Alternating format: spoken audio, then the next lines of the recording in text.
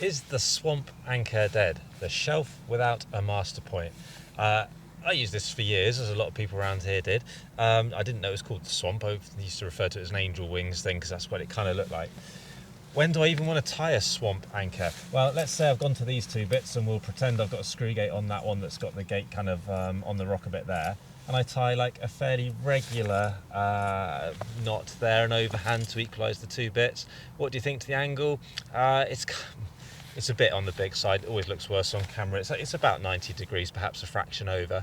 So perhaps I want a narrower angle. How can I achieve that? Well, you might be shouting to me, Girth Hitch Master Point belay, Girth Hitch Master Point belay, that's what we want to see. Well, back in the day, what we used to do was an overhand, leave it loose, flip it, and then roll the overhand one way or the other to get it, centralized to where you want it to be.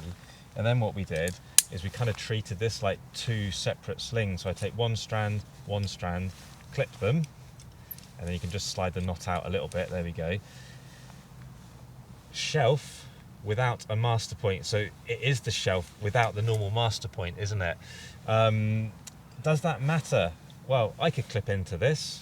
My mate could clip into the same two bits of loop, so we're sort of separate.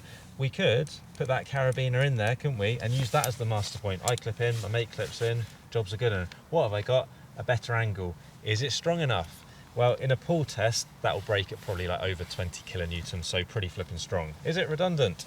If I clipped one of the, chopped one of these strands in that imaginary rock falls that are apparently happening all the time everywhere, quite rare though, with it chop a strand, is it redundant then? Well, it does start to slip and eventually fail, yes, at a relatively low kilonewton rating, somewhere around 3 to 4. So that's not massively redundant, is it? Is that truly redundant in your mind? It might be okay, it might not be okay, up to you to decide. I suspect in chunky nylon it will slip at a bit of a higher force, therefore perhaps be better in your mind. Downside? Okay, well, it hasn't got a true master point. Is that a problem? Maybe, maybe not. It's an overhand in a sling. Can that be hard to undo? Yeah, it kind of can be. These blue ice slings are pretty nice for it. That's why we often, these days, really kind of largely ignore the swamp. It's a bit neglected. What we do these days, more often than not, is now we do the Girth Hitch Master Point. Perhaps, as people like to do the little twist in there, so we do sort of the sliding X style thing, and then we can do our girth hitch as it's caught on the gate there.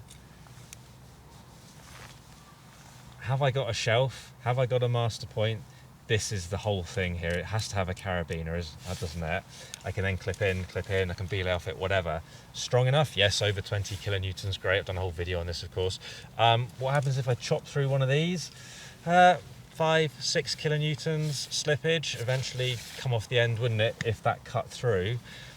Is that redundant to you? Is it redundant enough? Is it okay to use? Is it not okay to use? Maybe, maybe not, depends on the circumstance, but I think the Girth Hitch Master Point has largely superseded the swamp anchor. Let me know what you think in the comments below.